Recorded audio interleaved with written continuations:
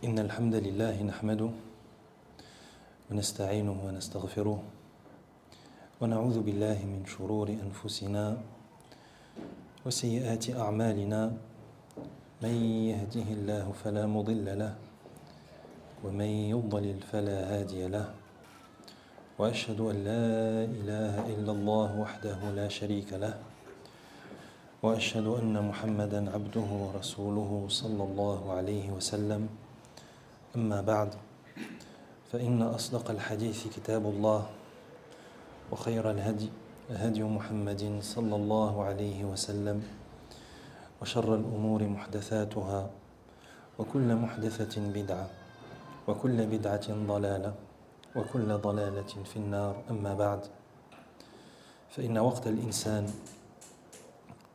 هو عمره في الحقيقة وهو مادة حياته الأبدية في النعيم المقيم أو العذاب الأليم وهو يمر مر السحاب لم يزل الليل والنهار سريعين في نقص الأعمار وتقريب الآجال صحبا قبلنا نوحا وعادا وثمود وقرونا بين ذلك كثيرا فأصبح الجميع قد قدموا على ربهم ووردوا على أعمالهم وتصرمت أعمارهم وبقي الليل والنهار غضين جديدين في بعدهم وهو الذي جعل الليل والنهار خلفة لمن أراد أن يذكر أو أراد شكورا. Le temps de l'homme, en réalité, c'est son temps de vie. Et le temps pour l'homme, c'est la matière première de son existence éternelle, soit dans les délices éternels, soit dans un châtiment douloureux. Et ce temps, il passe comme passent les nuages. Et la nuit et le jour ne cessent de se succéder rapidement, diminuant ainsi la vie des gens et les rapprochant de leur mort. Et cette nuit et ce jour, ils ont accompagné avant nous Nuh, Ad, ainsi que Thamoud et de nombreuses générations entre ceux-là. Et ensuite, tous sont arrivés devant leur Seigneur et ont rencontré leurs œuvres. Leurs vies se sont écoulées, tandis que la nuit et le jour sont restés intacts parmi des peuples venus après eux. Le Très-Haut dit dans la traduction des sens, le verset 62 de Surat Al-Furqan, et c'est lui qui a établi l'alternance de la nuit et du jour pour quiconque qui veut y réfléchir ou se montrer reconnaissant. وينبغي للمسلم أن يتخذ من مرور الليالي والأيام عبرة وعظة فإن الليل والنهار يبليان كل جديد ويقربان كل بعيد ويطويان الأعمار ويشيبان الصغار ويفنيان الكبار وهذا كله مشعر بتولي الدنيا وإقبال الآخرة. Il est obligatoire pour le musulman de tirer de cette alternance et de cette succession de la nuit et du jour, de tirer de cela une leçon et une exhortation. Car la nuit et le jour consument et usent toutes choses nouvelles et rapprochent tout ce qui est éloigné et plient les vies et font blanchir les cheveux des jeunes et anéantissent et font mourir les vieillards. Et tout cela indique que ce bas monde s'en va alors que l'au-delà, elle se rapproche. قال علي رضي الله عنه ارتحلت الدنيا مدبرة وارتحلت الآخرة مقبلة ولكل واحدة منهما بنون فكونوا من أبناء الآخرة ولا تكونوا من أبناء الدنيا فإن اليوم عمل ولا حساب وغدا حساب ولا عمل. Ali radiallahu anhu qui dit que ce bas monde s'en est allé en tournant le dos alors que l'au-delà, elle se rapproche en venant à notre rencontre. Et chacun de ces deux mondes, c'est-à-dire le bas monde et celui de l'au-delà, chacun de ces deux mondes ont des enfants. Soyez donc parmi les enfants de l'au-delà et ne soyez pas parmi les enfants de ce bas monde. Car aujourd'hui est un jour d'action sans jugement, alors que demain sera un jour de jugement sans action. وقال عمر بن عبد العزيز رحمه الله تعالى: إن الدنيا ليست بدار قراركم كتب الله عليها الفناء وكتب الله على أهلها الظعن يعني الارتحال فكم من عامر موثق عن قليل يخرب وكم من مقيم مغتبط عما قليل يضعن فأحسنوا منها الرحلة بأحسن ما بحضرتكم من النقلة وتزودوا فإن خير الزاد التقوى. Et Omar ibn Abdul Aziz, rahimahullah, qui dit que ce bas monde, ce n'est pas votre demeure permanente. Et Allah a décrété pour ce bas monde la disparition. Et il a décrété pour les habitants de ce bas monde le départ, c'est-à-dire le voyage. Et combien de demeures solidement établies seront bientôt ruinées. Et combien de demeures dans ce bas monde solidement établies seront bientôt ruinées. Et combien de résidents dans ce bas monde heureux devront bientôt partir. Faites donc de votre départ d'ici le meilleur départ possible avec ce que vous avez à votre disposition pour cette traversée et prenez des provisions. Et la meilleure des provisions est at-taqwa, la piété. وإن العبد في هدم لعمره منذ خرج من بطن أمه بل هو كما قال الحسن البصري رحمه الله تعالى أيام مجموعة أي الإنسان أيام مجموعة فكلما ذهب يوم ذهب بعض الإنسان وجزء منه اليوم منه يهدم الشهر والشهر يهدم السنة والسنة تهدم العمر وكل ساعة تمضي من العبد فهي مدنية له من الأجل. Le serviteur, il voit constamment sa vie diminuer et s'amenuiser. Et ça depuis qu'il est sorti du ventre de sa mère. Comme l'a dit le Hassan al-Basri, rahimahullah, que l'homme en réalité c'est une somme de jours. C'est un ensemble de jours.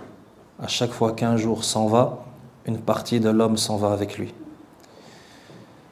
Le jour détruit les mois, et le mois détruit l'année, et l'année détruit la vie, et chaque heure qui passe pour le serviteur le rapproche de son terme.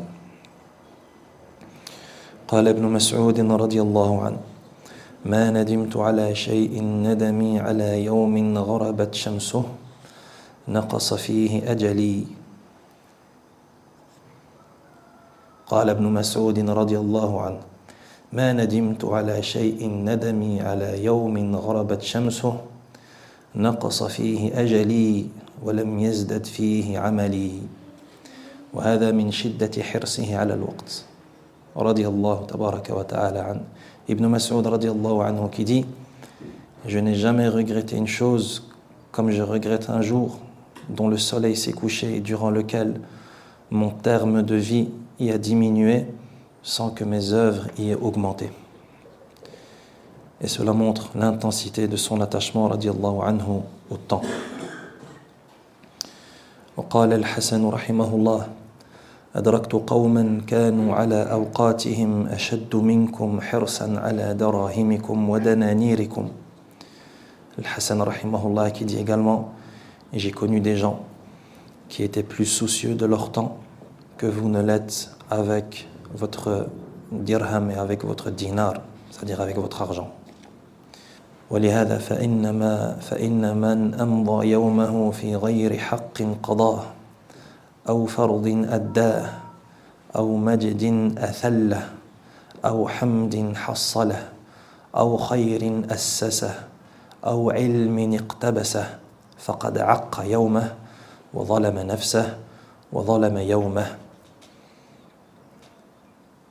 Raison pour laquelle celui qui passe une journée sans y accomplir et sans y respecter un droit qu'il doit remplir, ou une obligation qu'il doit accomplir, ou une gloire qu'il doit bâtir, ou une louange qu'il doit obtenir, ou une science qu'il doit acquérir, il aura certes été injuste et il aura lésé son jour, il se sera fait de l'injustice à lui-même et il aura fait de l'injustice à sa journée. وإن الليالي والأيام هي رأس مال الإنسان في هذه الحياة ربحها الجنة وخسرانها النار السنة شجرة والشهور فروعها والأيام أغصانها والساعات أوراقها والأنفاس ثمارها فمن كانت أنفاسه في طاعة الله فثمرة شجرته طيبة مباركة ومن كانت أنفاسه في معصية فثمرته مر وحنظل. Les nuits et les jours, en réalité, c'est le capital de toute personne dans cette vie. Et le profit, le bénéfice que la personne va tirer de ce capital, c'est le paradis. Et la perte qu'il en fera, c'est l'enfer. Et l'année, c'est tel un arbre, dont les mois sont les branches, dont les jours sont les rameaux, dont les heures sont les feuilles, et dont les souffles, c'est-à-dire les respirations, sont les fruits. Et celui dont les souffles se passent dans l'obéissance à Allah, le fruit de son arbre sera bon et sera béni, alors que celui dont les souffles se passent dans la désobéissance, son fruit sera amer et désagréable.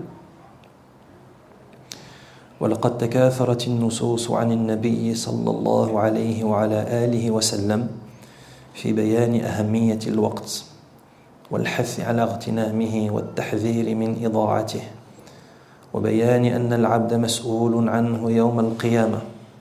فعن ابن عباس رضي الله عنهما قال قال رسول الله صلى الله عليه وعلى آله وسلم لرجل وهو يعظه اغتنم خمسا قبل خمس شبابك قبل هرمك وصحتك قبل سقمك وغناءك قبل فقرك وفراغك قبل شغلك وحياتك قبل موتك. Les textes et les hadiths rapportés du messager sallallahu alayhi wa sallam concernant l'importance du temps, ce sont des textes qui sont extrêmement nombreux. Et ces textes viennent encourager à profiter de ce temps et ils viennent également mettre en garde contre le fait de gaspiller, de perdre son temps, tout en indiquant que le serviteur sera interrogé sur son temps le jour de la résurrection.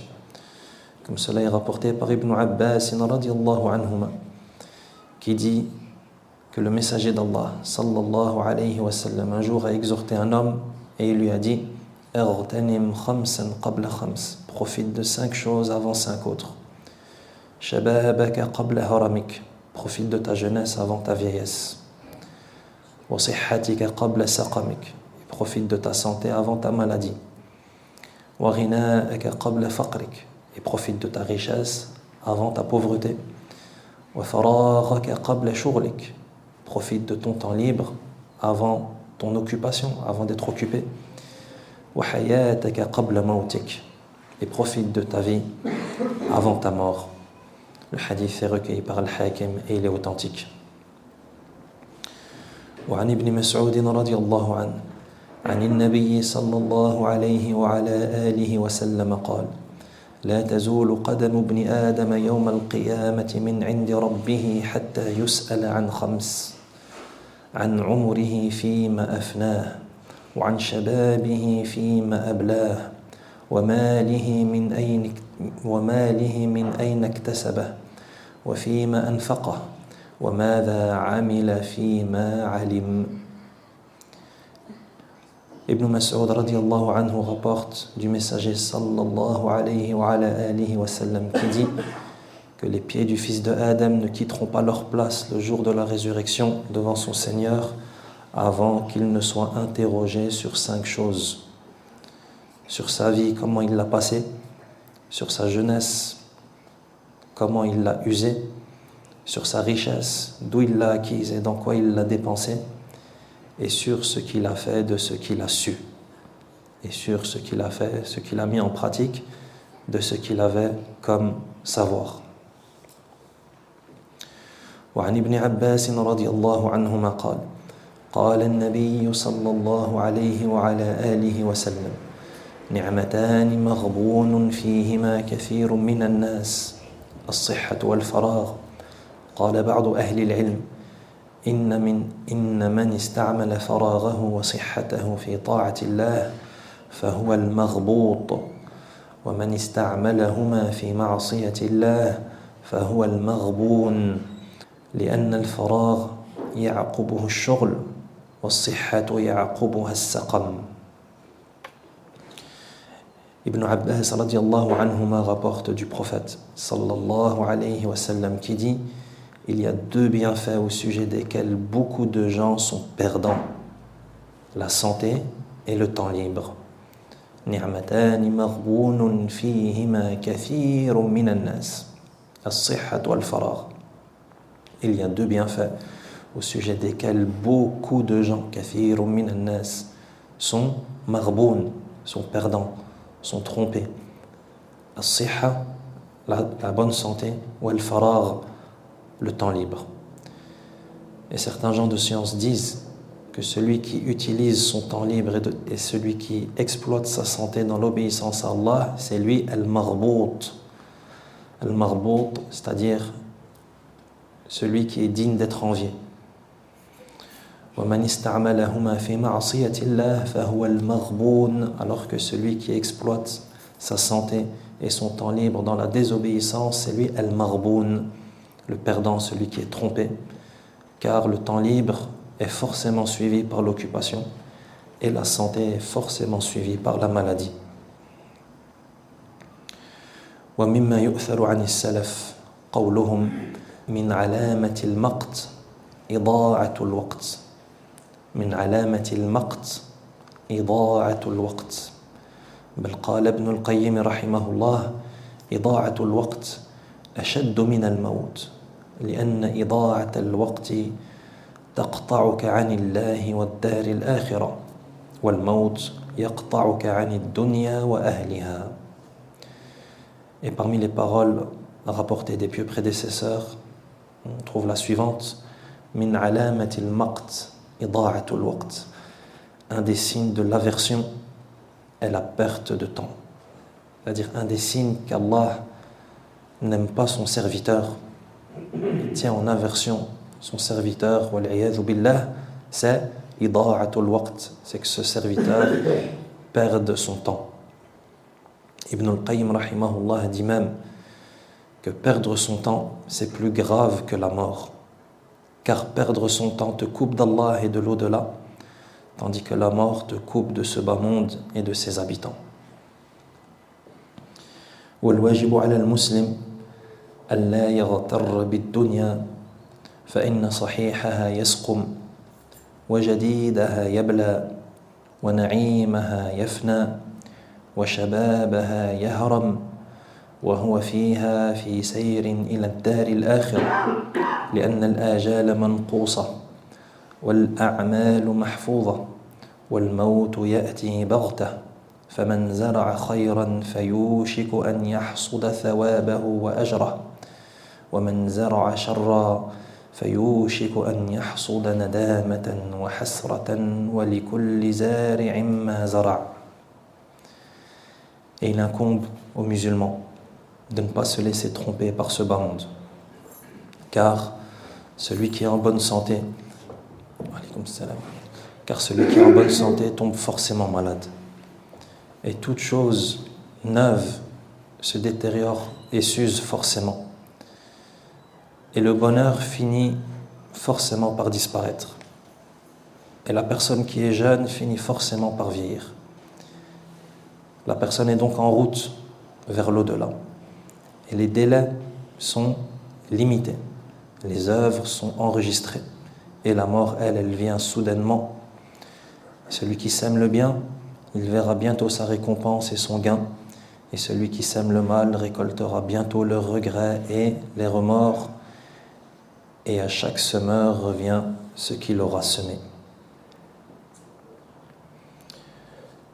وهذه بعض المعوقات في استثمار الوقت مما أشار إليه القرآن الكريم وذلك لخطورتها في إضاعة الوقت وإذهابه. Et voici ici quelques obstacles au fait de préserver et d'exploiter son temps. C'est-à-dire quelles sont les barrières et les obstacles qui empêchent la personne de profiter de son temps et de tirer profit de son temps qui est son capital vie, comme ça vient d'être mentionné. أولاً طول الأمل. Le premier obstacle, c'est ce qu'on appelle طول الأمل, qu'on pourrait traduire littéralement par l'espérance prolongée ou avoir de longs espoirs. C'est-à-dire l'illusion d'un long avenir, d'un long futur. C'est-à-dire la personne pense qu'elle va vivre longtemps et qu'elle a encore le temps. طول الأمل. C'est-à-dire procrastiner, faire preuve de procrastination, tout reporter à demain et fonder cela sur l'espoir d'une longue vie. وهذا أول هذه المعوقات وأخطرها على الوقت والانتفاع به هو طول الأمل بمعنى استشعار طول البقاء في الدنيا حتى يغلب على القلب فيأخذ في العمل بمقتضاه. Quel est ce طول الأمل? C'est-à-dire ces longs espoirs. Ce طول الأمل, ces longs espoirs consistent à se sentir destiné à demeurer longtemps dans ce bas monde jusqu'à ce que cette impression va s'emparer du cœur et que l'on règle sa conduite en fonction d'elle. C'est-à-dire en fonction de cette longue espérance. C'est-à-dire la personne pense ou sent qu'elle a encore beaucoup de temps à vivre. Donc elle a des espoirs. Elle dit c'est pas grave, moi j'ai encore le temps. J'ai encore le temps de vivre et donc elle va régler sa conduite et sa pratique sur cela. C'est-à-dire qu'elle ne va pas s'empresser de faire le bien. Elle ne va pas s'empresser de faire la chose à l'instant T, mais elle va sans cesse repousser. Pourquoi? Parce qu'elle pense qu'elle a encore beaucoup de temps à vivre. قال ابن الجوزي رحمه الله طول الأمل وما من آفة أعظم منه فإنه لولا طول الأمل ما وقع إهمال أصلا وإنما تقدم المعاصي وتؤخر التوبة لطول الأمل وتبادر الشهوات وتنسى الإنابة لطول الأمل. Ibn al-Jawzi rahimahullah qui disait que ce طول الأمل, c'est-à-dire ces longs espoirs, ces faux espoirs, c'est un des vices les plus dangereux qui soient.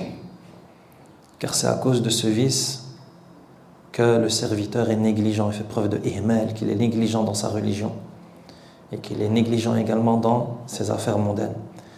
فإنه لولا طول الأمل ما وقع إهمال أصلا وإنما تقدم المعاصي وتؤخر التوبة لطول الأمل. Et la raison pour laquelle ce sont les actes de désobéissance qui sont accomplis, qui sont commis en priorité et que le repentir est sans cesse reporté à demain, c'est à cause de ce طول الأمل. La personne, elle pense avoir le temps de se repentir, de se réformer. وتبادر الشهوات وتنسى الإنابة لطول الأمل. De la même manière que les désirs, que la personne assouvit ses désirs et s'adonne à ses plaisirs et qu'il oublie le fait de revenir vers son Seigneur en raison de ce طول الأمل. وقد ذكره الله تعالى في صفات أهل الكفر والشرك فقال تعالى ذرهم يأكلوا ويتمتعوا ويلههم الأمل فسوف يعلمون. Allah Azza wa Jal dans le Coran, lorsqu'il parle de ce défaut qui est طول الأمل, il mentionne cela en attribuant ce défaut à qui? À Ahlul Kufr wa Shirk. C'est-à-dire qu'Allah, lorsqu'il parle des mécréants et des polythéistes dans le Coran, il les décrit comme ayant de faux espoirs, de longs espoirs, comme on le retrouve dans le verset 3 de Surat Al-Hijr. ذرهم يأكلوا ويتمتعوا ويلهيهم الأمل. Laisse-les manger et jouir de ce bas monde et se laisser détourner par al-amal, par les faux espoirs. فسوف يعلمون. car bientôt ils sauront. فبين تعالى حالهم في غفلتهم وإضاعتهم لأوقاتهم في الباطل والشهوات وأن من أسباب ذلك طول أملهم في البقاء في الدنيا وانشغالهم بها فيلهيهم ذلك عن الآخرة. Allah Azza wa Jal, dans ce verset, il mentionne la condition de ces mécréants et ces polythéistes dans leur insouciance et dans le fait qu'ils gaspillent, qu'ils dépensent leur temps dans le batil, dans le faux, ainsi que dans les désirs, les shahwat, et qu'une des raisons à cela, c'est c'est-à-dire leur espoir qu'ils vivront longtemps dans ce bas monde, et le fait qu'ils soient focalisés sur ce bas monde, et donc cela les détourne de l'au-delà.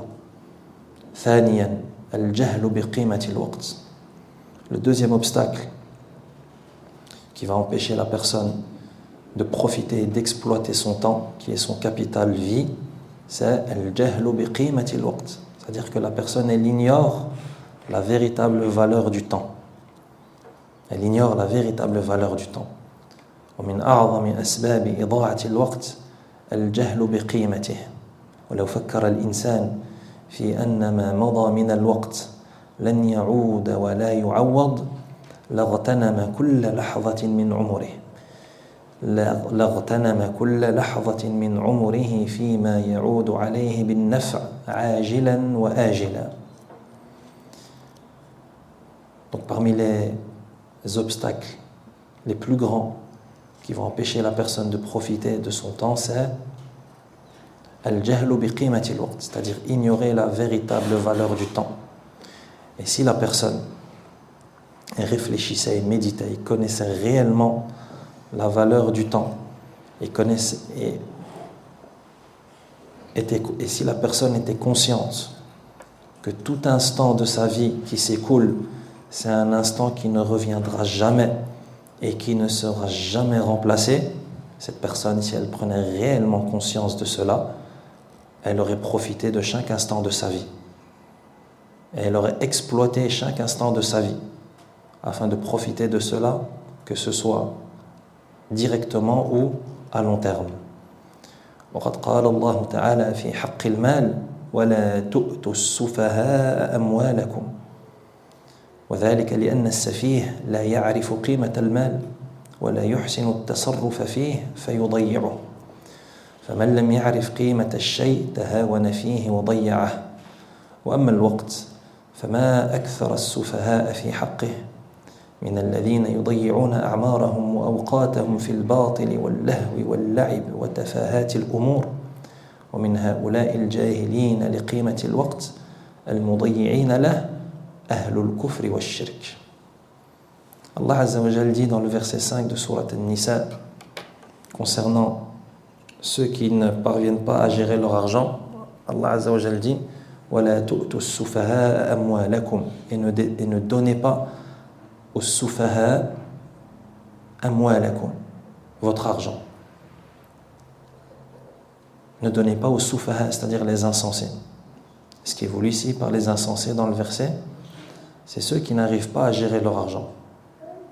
C'est-à-dire lorsqu'une personne possède de l'argent, mais qu'elle n'arrive pas à gérer son argent, et qu'au contraire elle gaspille son argent, elle brûle son argent, cette personne en islam, elle ne peut plus gérer son argent, mais on va gérer son argent à sa place. Pourquoi? Parce qu'il est safih. Safih, la ya'rifu qimat al-mal, il ne connaît pas la valeur de l'argent. Wa la yuhsinu at-tasarrufa fihi, de la même manière que il ne sait pas correctement gérer son argent. Conséquence, yudayyi'u, il gaspille son argent, il le dépense bêtement. فَمَنْ لَمْ يَعْرِفْ قِيمَةَ الشَّيْءِ تَهَاوَنَ فِيهِ وَضَيَّعَهُ. Et ça, c'est la conséquence à quoi? C'est la conséquence au fait que la personne, elle ne connaît pas la réelle valeur de l'argent. Et donc, elle va dépenser son argent. وَأَمَّا الْوَقْتِ فَمَا أَكْثَرَ السُّفَهَاءَ فِي حَقِّهِ. Et c'est la même chose avec le temps. Que les insensés par rapport au temps sont nombreux également. Ceux qui ne connaissent pas la véritable valeur du temps. Et donc, ils perdent leur temps et ils gaspillent leur temps de vie. Ils gaspillent leur temps de vie dans quoi? Dans le batil, des choses qui sont fausses, dans le mal, dans les futilités, dans le jeu, dans les choses sans aucune importance, dans des choses qui sont basses. Et parmi ces gens qui ignorent la véritable valeur du temps, il y a ahlul kufri wa shirk, c'est-à-dire les mécréants et les idolâtres. Walakin pas que. Pas que eux. ثالثا ضعف الإرادة والعزيمة. Le troisième obstacle qui va empêcher la personne de profiter, d'exploiter son temps comme il se doit, c'est ضعف الإرادة والعزيمة, c'est-à-dire une volonté qui est faible, une volonté et une résolution qui sont faibles.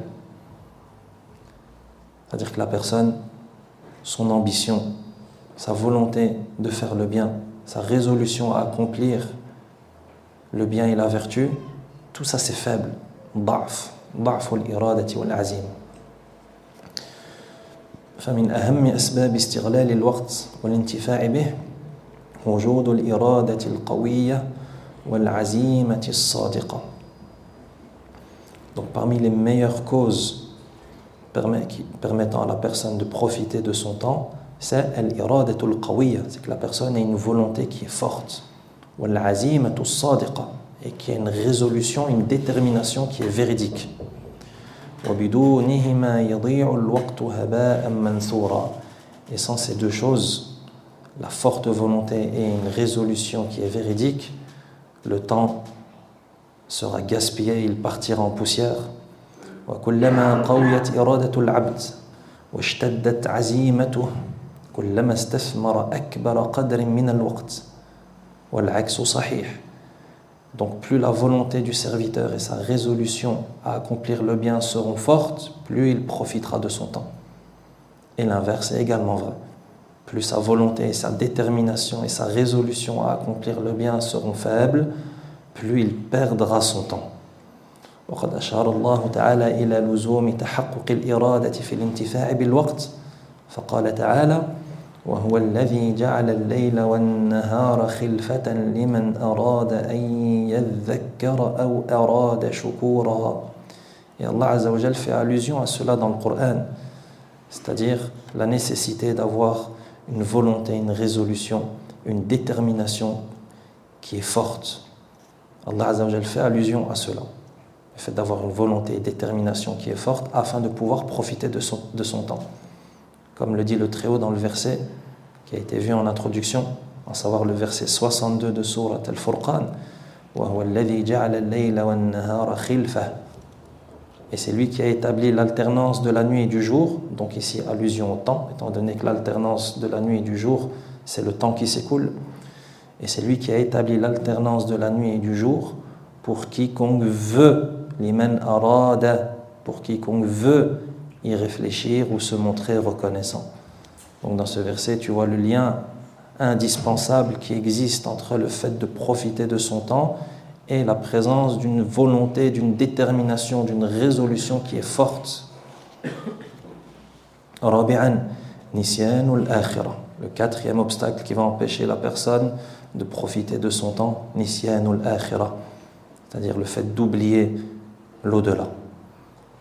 فمن أهم معوقات استثمار الوقت نسيان الآخرة وما أعده الله تعالى فيها من النعيم المقيم لمن أطاعه والتزم أوامره.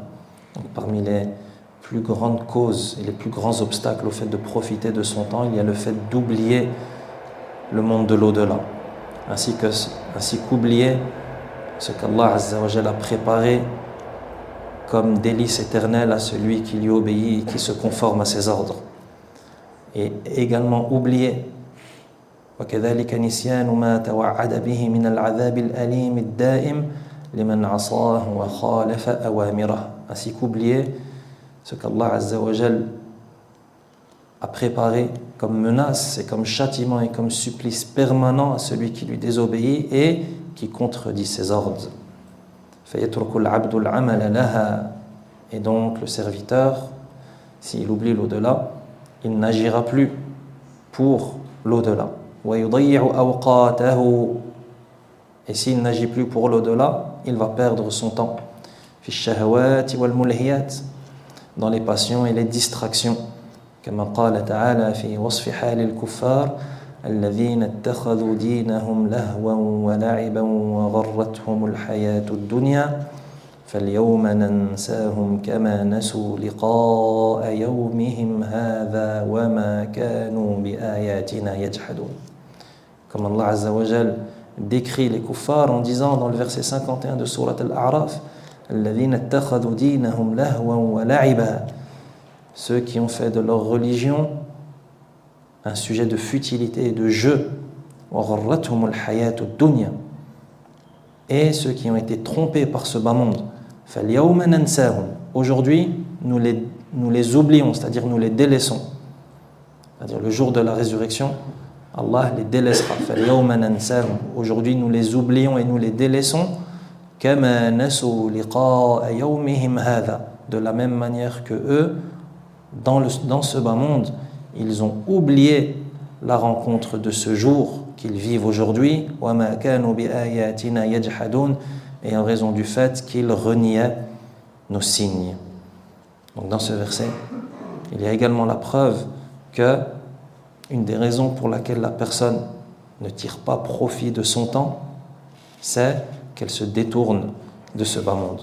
Donc voilà quelques obstacles qui empêchent la personne de profiter, d'exploiter de son temps de vie, de son umr, son temps de vie qui est son capital, de la même manière qu'un commerçant a un capital afin d'investir, afin de lancer un business, afin de monter une société, afin de faire du bénéfice. C'est pareil pour l'être humain. Allah Azza wa Jalla nous a également donné un capital pour investir dans l'au-delà. Et ce capital, c'est quoi? C'est ni l'euro, ni les dollars, ni le dirham, ni le dinar, mais c'est ton temps de vie, umruk. Umruk ra'su malik. Et tu fais ce que tu veux de ton capital. Soit tu l'investis pour gagner le plus grand profit qui est le paradis, soit tu le gaspilles, mais là, la perte, ce sera l'enfer. Wali'adhu billah. نسأل الله سبحانه وتعالى أن يوفقنا جميعا لاغتنام أوقاتنا وأعمارنا إنه هو البر الرحيم وهو أرحم الراحمين وصلى الله وسلم على نبينا محمد وعلى آله وأصحابه أجمعين.